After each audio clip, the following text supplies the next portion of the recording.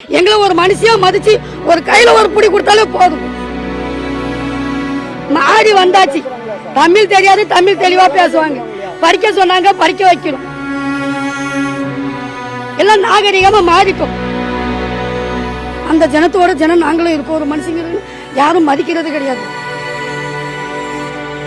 எல்லா மக்களுக்கு போடுற மாதிரி தான் அன்னதானம். அந்த எங்க பிள்ளைங்களும் விரும்பி சாப்பிட போச்சு. இல்ல சேர்ல உட்கார வச்சு இலை போட்டு மரியாதை பண்ணி வருஷம் புள்ள நாங்க 50 வருஷம் தலைமுறையா இந்த நெல்லைப்புறம் வாசல் முன்னாடி தான் இருக்கோம். எவ்வளவு ஜனம் எவ்வளவு வந்து போறாங்க. அந்த ஜனத்தோட ஜனம் நாங்களும் இருக்கோம். ஒரு மனுஷங்க யாரும் மதிக்கிறது கிடையாது. நாங்க மாறிட்டோம். நாங்களும் எவ்வளவு மாறி வந்தாச்சு. மாறி வந்தாலும் எங்களுக்கு ஒரு மனுஷ பெருவினி ஒரு மதிப்பே கிடையாது. மதிப்பே கிடையாது சார். எங்களுக்கு அந்த ஒரு மரியாதை கிடைக்கும் தான் ஆசைப்படுதோம் சார். வேற எதையும் ஆசைப்படல சார். நேத்து குழந்தைங்க சாப்பிட பசியோட போயிருக்காங்க சார். பசியோட இருந்த சாப்பிடுற பிள்ளைங்கள அப்படி எச்சு கையோட தூக்கி வெளியே விடுதாங்க. நாங்க அதெல்லாம் எதிர்பார்க்கல. எல்லா மக்களுக்கு போடுற மாதிரி தான் அன்னதானம்.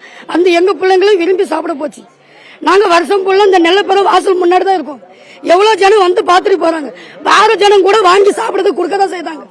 எவ்வளவு பேர் இறக்கப்பட்டு வாங்கி குழந்தைங்களுக்கு கொடுக்குதுங்க. அப்ப இந்த கோயில போடுற அன்னதானம் இந்த குழந்தைங்க சாப்பிடுறதுக்கு குறிப்பிட இல்லையான்னு என்னன்னு கேக்குறோம். கைலாசம் கொடுக்கட்டும். எங்களுக்கு அந்த தகுதி கொடுக்க வேண்டாம். இல்ல சேர்ல உட்கார வச்சு இலை போட்டு மரியாதை பண்ணி எங்களுக்கு அந்த மாதிரி போட வேண்டாம். ஒரு குத்து அன்னதானம் ஐயாவோட அன்னதானம் பெருசாதான் கையில எங்களை ஒரு மனுஷியா மதிச்சு ஒரு கையில ஒரு புடி கொடுத்தாலே போதும். நாங்க சாப்பிட்டுட்டு போயிடுவோம். யாரும் கொள்ளடிச்சு திருடி சாப்பிட ஆசைப்பட ஒரு பொடி அன்னதானத்தை ஆசைப்படுதோம். எங்க போனாலும் இந்த ஒரு மரியாதை இல்லாம தான் எங்களுக்கு நாயோட சமமா வெட்டி அடிக்காங்க. எங்களுக்கு ஒரு மரியாதை மதிப்புன்னு கிடையாது. நாங்களும் ஓட்டு இலை எல்லாம் போடதான் செய்தோம். நாங்களும் மனுஷங்க சரி சமமா வாழதான் செய்தோம். அப்படியே கொஞ்சம் கொஞ்சமா மாறி எங்க மக்கள் மாறி வந்தாச்சு. மாறி வந்தாச்சு. தமிழ் தெரியாது, தமிழ் தெளிவா பேசுவாங்க. படிக்க சொன்னாங்க, படிக்க வைக்கணும். குழந்தைங்களை நீட்டா வச்சுக்க சொன்னாங்க, நீட்டா வச்சுக்கிட்டோம். நாங்களும் சுத்தபத்தமா இருக்க. முன்ன மாதிரி ஊசி பாசி கிடையாது. எல்லாம் பேன்ஸ் வியாபாரம். எல்லாம் நாகரிகமா மாறிட்டோம். மாறினாலுமே எங்களுக்கு தொடுத்து விட இந்த முறைப்பாடு இதை மட்டும் மாறல சார். இதை மட்டும் மாறல. எங்களை பொறுக்கு தட்டுவாடி தள்ளி விடுவாங்க பாத்தீங்களா சார். இதை மட்டும் நாங்க மாத்திட்டோம். எவ்வளவு மாத்திட்டோம். ஆனா அவங்க எங்களை இந்த பொறுக்கு தட்டுவாடி இந்த தட்டுறது அவங்க மாத்தல சார். அவங்க மாத்தல. நேற்றைக்கு தமிழக அரசின் சார்பில் அண்ணாதுரையினுடைய பிறந்த நாளை முன்னிட்டு நெல்லையப்பர் கோயில்ல சட்டசபையினுடைய சபாநாயகர் அப்பாவு அவர்கள் தலைமையில் சமபந்தி போஜனம் நடத்தியிருக்காங்க. அதுல 4 நரிக்குருவ சமுதாயத்தை சேர்ந்த சின்ன குழந்தைகள், அந்த குழந்தைகளுக்கு சாப்பாடு இல்லைன்னு சொல்லி திருப்பி அனுப்பியிருக்காங்க. ரொம்ப வேதனையான செயல். ஒரு சபாநாயகர் பங்கேற்கக்கூடிய விழால 4 பேருக்கு சாப்பாடு போட வைக்க இவங்களுக்கு துப்பு இல்லைன்னா இவங்க சமபந்தி போஜனம் நடத்துறாங்கன்னு கேட்கிறேன். கோயிலினுடைய ஃபண்டை எடுத்து இன்னைக்கு சமபந்தி போஜனம் சொல்லி நடத்தி இருக்கிறாங்க. 4 சின்ன குழந்தைங்களுக்கு உண்மையிலே சாப்பாடு அன்னைக்கு இல்லாமலே போகட்டுமே.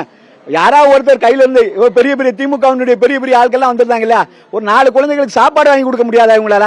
அப்ப வேணும்னே இந்த குழந்தைகளை திராவிட முன்னேற்ற கழகத்தினுடைய அரசாங்கம் புறக்கணிக்கிறதாங்கிற கேள்வி வருதா இல்லையா? இவர்கள் எல்லாம் சகோதரர்கள் இன்னைக்கு என்ன சொல்றாங்க, இன்னைக்கு மற்றவர்கள் எல்லாம் இந்து மதத்துல ஏற்றத்தாழ்வு இருக்கு, சனாதனத்துல வேறுபாடு இருக்குன்னு சொல்றாங்க. இந்து மதத்துல எந்த ஏற்றத்தாழ்வும் கிடையாது. இப்ப நாங்க பாருங்க சகோதரர்களா நாங்க உள்ள போனோம், சாமி கும்பிட்டோம். இவர்கள் எல்லாம் அன்னை வள்ளிக்குறத்தினுடைய வாரிசுகள். இவங்கெல்லாம் நாங்க வழிபடக்கூடிய அன்னையினுடைய வாரிசுகள். இவங்கெல்லாம் வம்சாவளி. இவங்க அவங்களை நாங்க எப்படி புறக்கணிக்க முடியும்? இன்னைக்கும் இந்துக்கள் சனாதன தர்மம் இவர்களை கடவுளாக வழிபடுறோங்க. ஆனா அப்படிப்பட்டவர்களை ஒரு 4 குழந்தைகளுக்கு சாப்பாடு இல்லைன்னு சொல்லி வெளியில அனுப்பினது ரொம்ப வருந்தத்தக்க செயல். இது அப்பாவு அவர்கள் வேணும்னே திட்டமிட்டு பண்ணாராம் கேள்வி வருது. ஏன்னா கடந்த சில மாதங்களுக்கு முன்பு அப்பாவு அவர்கள் ஒரு கிறிஸ்தவ கூட்டத்தில் போய் சொல்றாரு இந்து மதத்துல ஏற்றத்தாழ்வு இருக்குன்னு. அதை கண்டினியூ பண்ணணும், அதை ஊர்ஜிதப்படுத்தணும், அதை மேலும் மேலும் பெருசாக்கணுங்கிறதுக்காக திட்டமிட்டு செய்தாராங்கிற கேள்வி இந்த கேள்விகிறது. 4 குழந்தைகளுக்கு சாப்பாடு போட வக்கலைன்னா இவங்க சமபந்தி போஜனம் நடத்துறாங்க. 793 பேருக்கு சாப்பாடு போட்டதா கணக்கு சொல்றாங்க. என்ன கணக்கு, எத்தனை மணி நேரத்தில் நடத்துறாங்க? 793 பேர் யார் சாப்பிட்டா? அந்த செய்தியாளர் வீடியோ எடுக்கிறத காட்டுறாங்க. அந்த குழந்தைகள் நிக்கும் போது பின்னாடி தூக்குச்சட்டில சாப்பாடு போகுது. அந்த தூக்குச்சட்டில போன சாப்பாடு யாருக்கு போச்சு? அதை யார் சாப்பிட்டா? இந்த 4 குழந்தைகளுக்கு சாப்பாடு கொடுக்க முடியாதா? அப்ப இதுல மிகப்பெரிய ஊழல் நடக்க திட்டமிட்டு நேற்று இந்த குழந்தைகள் எல்லாம் புறக்கணிக்கப்பட்டிருக்கிறார்கள். அதை நிவர்த்தி செய்ய வேண்டும் என்பதற்காக இன்றைக்கு இந்து முன்னணி சார்பில் நாங்கள் இந்த குழந்தைகளை எல்லாம் அழைத்து நாங்கள் சுவாமி தரிசனம் செய்து வந்திருக்கிறோம். உண்மையிலேயே அவர்கள் எங்களோடு இருக்கிறார்கள், நாங்கள் அவர்களோடு இருக்கிறோம். எங்களுக்குள்ள எந்த வேறுபாடும் இல்லை. இந்து தர்மத்தில், சனாதன தர்மத்தில் எந்த பாகுபாடும் இல்லை. திராவிட அரசுகள் தான் இந்த பாகுபாடை உருவாக்குகிறது.